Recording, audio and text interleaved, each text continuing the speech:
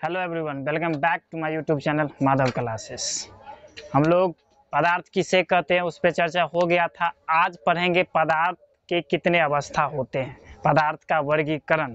ठीक है, तो हेडिंग आज हम लोग डालेंगे कि पदार्थ कितने अवस्थाएं होते हैं। हम लोग बताए थे कि 5 होता है, लेकिन बेसिकली हम लोग को 3 पे चर्चा करना है, 2 पे चर्चा नहीं करना है। तो 3 होता है। पहला का नाम है, लिख लो यहाँ, हेडिंग दे दो, पदार्थ के कितने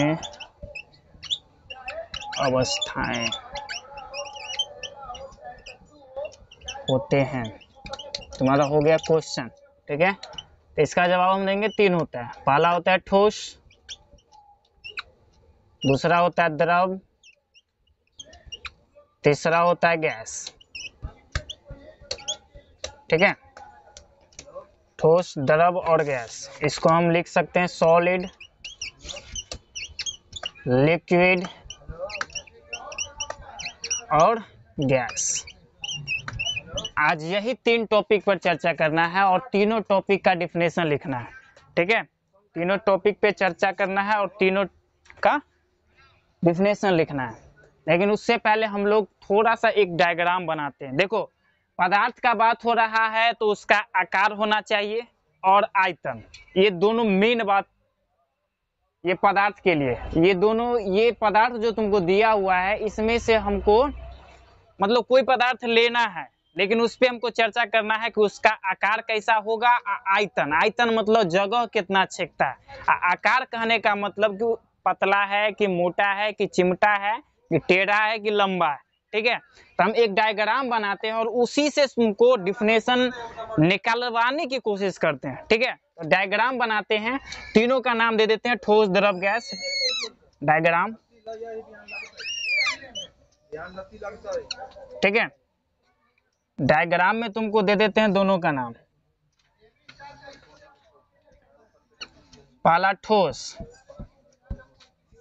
द्रव और गैस। ठीक है, पहले इसमें करेंगे आकार या आकृति, आकार और आयतन।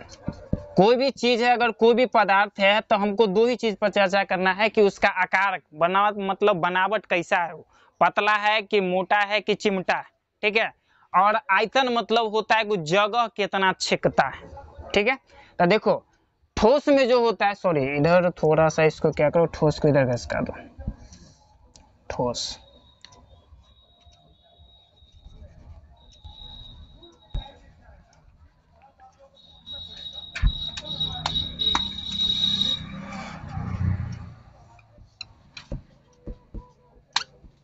ठोस।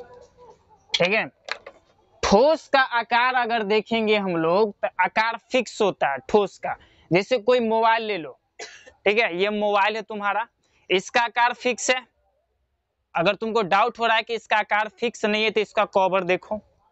कवर देखने का मतलब ये बता रहा है कि इसका जो आकार है इस कवर के आकार के हिसाब से ये फिक्स हो रहा है, मतलब इसका जो आकार है वो फिक्स है। अब आयतन की बात तो देखो, ये यहाँ पर हम रखे तो जो एरिया जो छेका हुआ है उसको बोलते हैं आयतन। ठीक है, जगह जो छेकेगा उसको बोलते हैं आयतन। अब इसमें देखो थोड़ा सा बात करना है कि ठोस में आकार और आयतन से की रिलेशन है, मतलब इसका कारण कथी है। तो देखो ठोस का जो आकार होता है ना निश्चित होता है और आयतन भी निश्चित होता है। कल्ला, तो देखो आकार का मतलब जैसे कोई ईंटा ले लो तो है, ईंटा है तुम्हारा, निश्चित आकार का है तुम्हारा ईंटा। और आयतन का बात करेंगे, जय किलो का ईंटा है वो 1 किलो का ईंटा रहेगा। अगर 5 किलो का बढ़ा देंगे तो थोड़ा सा साइज उसका बढ़ जाएगा। तो जितना वजन बढ़ाएंगे तो उसका आकार भी बढ़ेगा और उसका उतना आयतन भी बढ़ेगा। तो ये दोनों इसका जो होता है निश्चित होता है, इसमें हम लिखते चल जाते हैं निश्चित। ठीक है, ये भी होता है निश्चित। अब देखो द्रव का, द्रव मतलब थोड़ा सा मार्कर पे चर्चा करेंगे, ये थोड़ा सा हो मजबूत लेकिन तोड़ने पर टूट जाए। ठीक है, तो द्रव का जो अवस्था होता है आकार में और आयतन में, आकार जो होता है ना अनिश्चित होता है, आकार जो होता है अनिश्चित होता है, लेकिन आयतन जो होता है वो निश्चित होता है। आप देखो ए में फंस जाएगा थोड़ा सा। आकार अनिश्चित, जैसे हम क्या करते हैं, एक बोतल पानी ले लेते हैं, 1 लीटर में 1 लीटर, एक बोतल में 1 लीटर, बोतल में 1 लीटर पानी, ठीक है। उसको क्या करेंगे, एक 5 लीटर वाला बोतल में उसको रखेंगे, तो क्या करेगा, वो तो पहला आकार में ठीक है, उसका आकार फिक्स है, लेकिन क्या करेंगे जब उसको चेंज करेंगे तो वो जो बर्तनवा जो था पानी में जो था, 1 लीटर पानी जो 1 लीटर बोतल वाला में था, जब 2 लीटर वाला में जाएगा तो उसका आकार पकड़ लेगा। बात को समझा, क्या करेगा, उसका आकार पकड़ लेगा। बाल्टी है 5 लीटर का, पानी जा रहा है 1 लीटर, लेकिन वो बेस में नहीं आएगा, वो रूप में नहीं आएगा जो 1 लीटर में भरल था, वो भरल में तुमको नजर आएगा, नहीं आएगा, वो नीचे की तरह रहेगा, रहेगा 1 लीटर, लेकिन उसका जो आकार होता है वो चेंज हो जाएगा, ठीक है। तो वही तुमको दिया हुआ है, आकार जो होता है अनिश्चित होता है, लेकिन आयतन निश्चित होता है। अब देखो तू 1 लीटर पानी रखा था, 2 में रखेगा तो 4 लीटर हो जाएगा ना, उतने रहेगा, 1 लीटर रहेगा, ठीक है। उसको तो कितनों कितनों कैटेगरी में चेंज करते जाओ, उसको कोई फर्क नहीं पहुंचेगा, बशर्ते उसका देखना हमेशा आकार अनिश्चित रहेगा और आयतन जो होगा निश्चित रहेगा। अब गैस की बात करेंगे तो गैस होता है फुरफुरी सिंह, एकरा खोलेगा उड़ जाएगा। जैसे गैस का पहले समझो, गैस मतलब कोई घर में, हम लोग का घर का रसोई होता है, उसमें गैस सिलेंडर है, मान लो कि गैस सिलेंडर खुल गया, बाय द वे मान लो कि गैस खुल गया, तो हम लोग दूरा पर बैठे रहते हैं, तो क्या होता है, गैस लीकेज करता है वहां, और हमको तुरंत आकर के पता चल जाता है कि गैस महक रहा है, स्मेल आ रहा है। स्मेल से आने के बाद हमको पता चल जाता है कि गैस कहीं ना कहीं लीकेज हो रहा है, तो हम लोग क्या करते हैं, दौड़ते हुए जाते हैं और उसको देखते हैं। लेकिन हमारा तो ये बात करना है, पता कि एक आकार और आयतन से बात करना है, तो एक दुन्नो होता है अनिश्चित, याद रखना, एक दुन्नो जो होता है अनिश्चित। आप कहेगा तो पहले बोल रहा सिलेंडर में, आप कहे छो दुनू अनिश्चित, सिलेंडर में तो ठीक ठाक भरल है 15 लीटर वाला में, तो झूठ बोल रहे हैं। बात सही है, देखो अब तो लोग इस पर डाउट भी करेगा, देख देना, एक छोटा सा फॉग वाला जो सेंट हम लोग मारते हैं, इसे इसे एकदम चमकाते बाराती में जाने के लिए, उस सेंट का डिबिया ले लो, ठीक है। और उस सेंट को, डिबिया को क्या करो, वो रहता है कि 100 ml या 500 ml ऐसे करके ml में रहता है, लेकिन उसको जब निकालेगा ना तो दंदना के निकलेगा एक केवल, उसका आकार छोटा है, लेकिन उसमें जो रखा हुआ है ना थोड़ा ज्यादा है, ठूस ठूस के भरल है, जबरदस्ती हुआ ना, मारता के पच से निकलता है वो, ठीक है। अब देखो ये हम तुमको बता दिए, अब यही से हम लोग क्या करेंगे, ठोस का, द्रव का और गैस का डिफिनेशन निकालेंगे, ठीक है। इतना समझ गया, डिफिनेशन हुआ देंगे आज। केमिस्ट्री कहता है समझो तब बनाओ, ठीक है। अब देखो इसका ठोस का डिफिनेशन करते हैं कि कैसे होगा। देखो सॉलिड का कैसे होगा, ठोस अवस्था किसे कहते हैं, अगर एग्जाम में पूछ दिया तो हम बताएंगे कैसे होगा। इसका हो जाएगा तुम्हारा, वे पदार्थ जिनका आकार और आयतन दोनों निश्चित होता है उसको क्या कहते हैं, ठोस कहते हैं। मरलह वो बच्चा याद कर लेगा, ठीक है। द्रव किसे कहते हैं, वे पदार्थ जिनका आकार अनिश्चित हो लेकिन आयतनमा जो होगा ना निश्चित होगा, उसको क्या बोलेंगे, द्रव बोलेंगे, ठीक है, याद हो जाएगा। गैस किसे बोलेंगे, गैसीय। तो वे पदार्थ जिनका ना आकार निश्चित होता है ना आयतन निश्चित होता है उसे गैसीय पदार्थ कहते हैं, ठीक है। अब इसका डिफिनेशन हमको लिखाने की जरूरत नहीं, एक बार और रिपीट कर देते हैं। देखो ठोस अवस्था अगर पूछ दिया तो कैसे बोलेगा, तो वे पदार्थ जिनका आकार और आयतन दोनों निश्चित होता है उसको ठोस अवस्था कहते हैं। द्रव अवस्था किसे कहते हैं, वे पदार्थ जिनका आकार और आयतन आकार अनिश्चित हो लेकिन आयतन जो हो निश्चित हो, द्रव कहलाता है। और गैस इसमें दोनों अनिश्चित होता है, गैसीय अवस्था कहलाता है। अब इसमें एग्जाम्पल भी पूछ देगा कि इसका एग्जाम्पल बताइए ठोस का, तो ठोस का एग्जाम्पल बहुत सारा है, दे सकता है तुमको जो मजबूत हो दिखने में, ठीक है। और गैस का दे सकता है, द्रव का, लेकिन गैस का थोड़ा सा सोचना पड़ जाता है कि इसमें एग्जाम्पल में हम क्या दे, तो दे सकता है तुम वाष्प पहला, और दूसरा एलपीजी गैस जो चर्चा कर लो सिलेंडर वाला, और दूसरा हो जाएगा तुम्हारा सीएनजी गैस, ठीक है। डिफिनेशन हमको बोर्ड पर लिखने का जरूरत नहीं है, तुम लोग समझ जाएगा। अगर नहीं समझा है तो कमेंट करके हमारा बताइए, फिर से बताबो, लेकिन एक के बार समझ जाएगा वो बताइए कि एक के बार समझ कि ना, कला ठेठी भाषा बोलते हैं हम बिहार से, ठीक है। हमको बताना, इतना चीज हमको रिपीट करने की कोई जरूरत नहीं है। ठोस द्रव गैस का डिफिनेशन हो गया। अब हम लोग चर्चा करेंगे कि ठोसों का वर्गीकरण, ठीक है। अब ठोसों को भी बांट दिया गया, सॉलिडवा जो है ना इसको भी बांट दिया गया ससुरा। पहले पदार्थ को बदला 3 गो में। अब देख एग्जाम में तुमको पूछ सकता है कि ठोस पदार्थ के कितने अवस्था होते हैं। अगर पूछ दिया पदार्थ के कितने अवस्था होते हैं, पदार्थ के कितने अवस्था होते हैं, ठीक है। इसमें ऑप्शन दे दिया तुमको 1, दूसरा ऑप्शन दे दिल को 5, तीसरा ऑप्शन दे दिल को 4 और चौथा ऑप्शन दे दिल को नन, मतलब इनमें से कोई ना। तो मैं बताओ अब टिक कौन मारेगा। अगर 5 गो रहेगा दिया हुआ तो 5 पे मारना, इतना बात याद रखना, ठीक है। अगर 5 नहीं दिया रहे, 3 दिया रहे तो आराम से 3 पर मारना। ऑप्शन देखना ढंग से, अगर 3 देले है तो 3 पर मारेंगे, अगर 5 देले है तो 5 पर मारेंगे, इतना बात याद रखना। अब इसमें देखो ये हो गया। अब इसके जब इसका डिफिनेशन जब लिखेगा तो थोड़ा सा इसका फिगर भी ड्रॉ कर देना, अच्छा लगता है, ठीक है। सजा देने की जो क्रम होता है ना सजाने वाला, वो यहाँ आएगा तुम लोग, तो तुम लोग को नोट्स भी प्रोवाइड होते रहेगा। तुम लोग को हम लोग हाथ से, मैं खुद हाथ से उसको नोट्स को लिखा हूँ, वो तुमको हाथ से प्रोवाइड होते जाएगा लेसन बाय लेसन।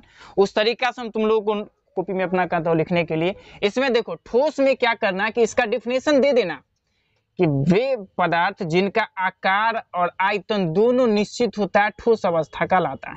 उसमें क्या करना, एक फिगर बनाना इस तरह का, एक फिगर बनाना और उसमें देखो पार्टिकल्स भर देना। पदार्थ में जो होगा कण, इसको भर देना। अब द्रव कहने का मतलब मजबूत हो, इतना बात याद रखना। द्रव कहने का मतलब मजबूत हो, तुमको पता ही है, ठीक है। भरल रहेगा मतलब इसमें जगह खाली नहीं रहेगा, इतना ठेठी में याद रखना। जगह जो होगा ना खाली ये ना रहेगा, खाली नहीं भरना, एकदम कचकचा के एकरा भर देना है। जिंदगी में ठंडा में कितना सोता है सब, अगर 5 गो कोई के गो अगर चौकी पर सोना पड़े तो सब एकदम चिपक के सुतल रहता है, उन्हाइते ही सुतल रहेगा। आप देखो ठोस में इतना बात कर देना, ठीक है। मतलब फिगर डिफिनेशन, अगर केमिस्ट्री जो है ना, अगर तुम लोग डिफिनेशन लिख देता है, अगर उसका कुछ समीकरण बनता है उस डिफिनेशन से, तो समीकरण भी अगर लिख देगा तो 2 नंबर में से तुमको 2 नंबर देगा, 1 नंबर भी नहीं काटेगा। अगर 3 नंबर का है, अगर केमिस्ट्री का डिफिनेशन पूछ रहा है, अगर उससे हमको फिर से अगर कोई समीकरण निकल रहा है, अगर वो भी समीकरण नीचे लिख देंगे तो 3 नंबर में से 3 नंबर देगा, ठीक है। अगर किसी बच्चा का लैंग्वेज थोड़ा बहुत खराब हो जाता है तो क्या करता है, समीकरण याद कर ले रहता है। मेन बात समीकरण जो होता है ना उसको याद कर ले रहता है, उस समीकरण को नीचे लिख देता है। तो एग्जामिनर कहता है कि बउआ का डिफिनेशन तो गलती हो गया है, लैंग्वेज में थोड़ा इधर उधर हो गया है, लेकिन उसका जो समीकरण जो दिया हुआ है ना बहुत मस्त तरीका से याद कर लेता है, वो इसे दिया हुआ। वो क्या करता है, 1 नंबर भी नहीं काटता, एग्जामिनर उसको 3 नंबर का 3 नंबर दे देता है। तो तुम लोग क्या करना है, एक फिगर ड्रॉ करना। कहना है आप कहेगा कि सर ये तो समीकरण है नहीं, इधर डायग्राम है तो ये देना है डायग्राम, लेकिन डायग्राम क्यों बना रहे ऊपर चर्चा करेंगे। आप देखो द्रव में बोले थे कि इसका जो पार्टिकल्स होगा ना, एयर बॉक्स बनेगा तुम्हारा, यही बॉक्स बनेगा, पार्टिकल्स का बॉक्स यही भरेगा, लेकिन इसका जो कण होगा ना थोड़ा अलग अलग होगा। थोड़ा अलग अलग कहने का मतलब हट हट के होगा, इसमें से कोई अलग से कोई तुम्हारा कण जो इसमें ट्रांसफर हो जाए। गैस में हम बोले थे फुच्चन सिंह है, एकरा केकरो से मतलब नहीं है, इधर उधर घूमते रहेगा, ठीक है। अब इनमें से एगो बात आता है कि इसमें एक बल कार्य करता होगा, एक बल कार्य करता होगा। बिना मतलब के तो सब चिपकल नहीं होगा, होगा नहीं चिपकल होगा। इनमें एक बल लगता है जिसको बोलते हैं अंतरा आणविक बल, इंटरमोलिकुलर फोर्स, फोर्स ना रे फोर्स, ठीक है। अंतरा आणविक बल, आकर्षण बल, सॉरी अंतरा आणविक आकर्षण बल। ये अब होता क्या है, पहले डिफिनेशन पे चर्चा कर लेते हैं, ठीक है। तो हम लिखाएंगे कम, समझाएंगे ज्यादा, इतना बात याद रख बबुआ। हम बताते पढ़ने से कुछ नहीं होता है।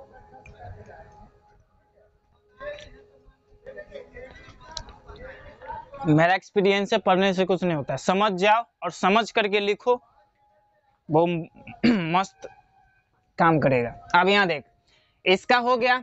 इसका जो अंतर आणविक आकर्षण बल जो होता है ना, इसमें बहुत ज्यादा होता है, ज्यादा होने के कारण ही ठोस होता है। अब ज्यादा होने का कारण मतलब देख, इसमें जैसे तुम्हारी मार्कर है, अब एकरा की करेगा, नुच नुच के बाहर निकाल सकता है, एगो एगो निकालेगा, एकरा निकलेगा, केस पर के माथा पर के केस उड़ जाएगा, लेकिन ये में से एगो एगो दाना निकलेगा नहीं। ठीक है, अब द्रव में आएगा तो ये में होता है, यही बल रहता है, लेकिन कम रहता है। ठीक है, तो कम रहता है तो तनका तनका नोच सकता है। जैसे ढेला ले लो, ढेला के तनका तनका नोचना, नोचाएगा। एग्जाम्पल में गांव वाला बतबो। ठीक है, अब गैस वाला में देखो, गैस वाला में क्या करता है कि इसका जो कण जो रहता है ना, ये अलग अलग रहता है। तो गैस को तू बातें खत्म कर दो ना, तो उसको पकड़ सकता है ना, उसको तू कुछ कर सकता है। मतलब उसमें आप कहेगा कि ए में तो बल का बात बता रहे थे, तो ए में बल होगा, होगा लेकिन न के बराबर होगा, चर्चा नहीं करेंगे।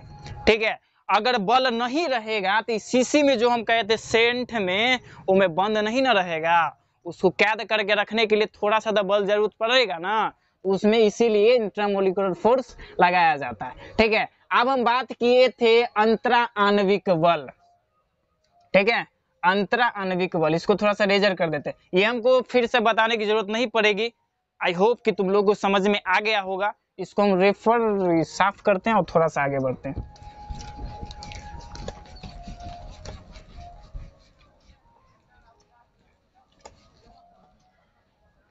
एक बात आया था उधर, क्या बोला था, अंतर आणविक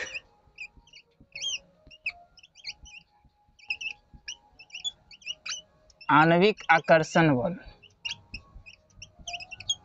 ये होता क्या है, इसको समझना है। पूछ देता है कभी कभी डिफिनेशन में, 2 नंबर में पूछ देता हूँ, ना याद रहता तो टैंक करके चलाएगा वहां से।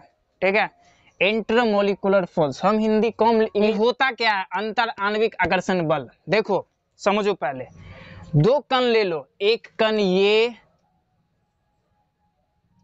और एक कण ये ले लो।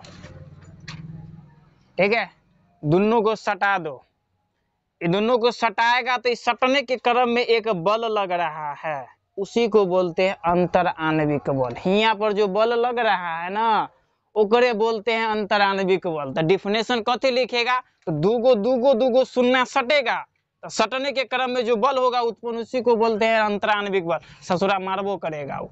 एक डिफिनेशन क्या होगा, किसी भी 2 अणुओं के बीच लगने वाले बल को अंतरा आणविक आकर्षण बल कहते हैं। याद हो गया, किसी भी 2 किसी भी 2 अणुओं के बीच, एकरा बोलते हैं अनुरेग अणु, किसी भी 2 अणुओं के बीच लगने वाले बल को अंतरा आणविक आकर्षण बल कहते हैं। ठीक है, याद हो जाएगा।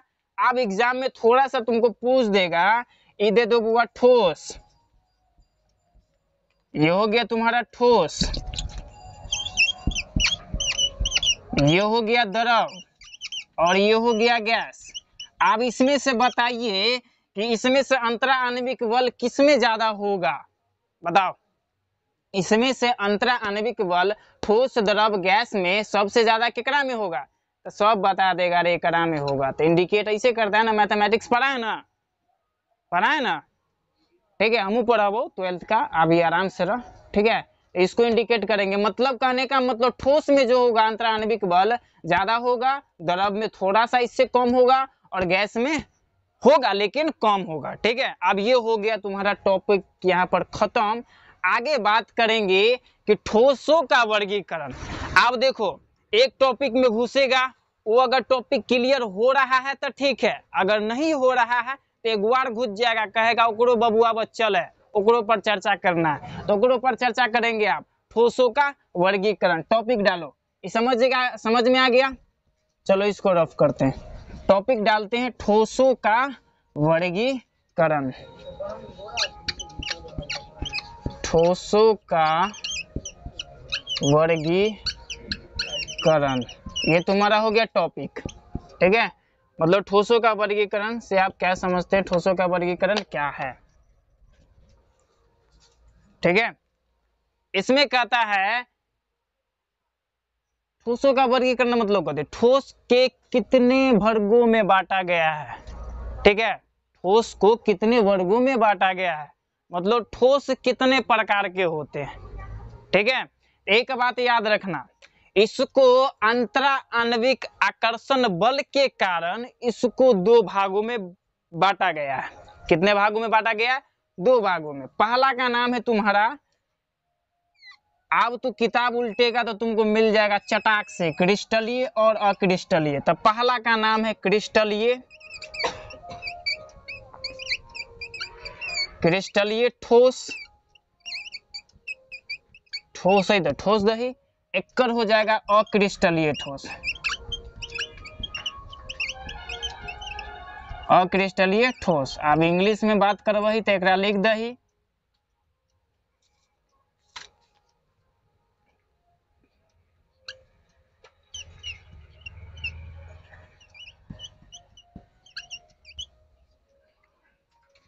एमोर्फस।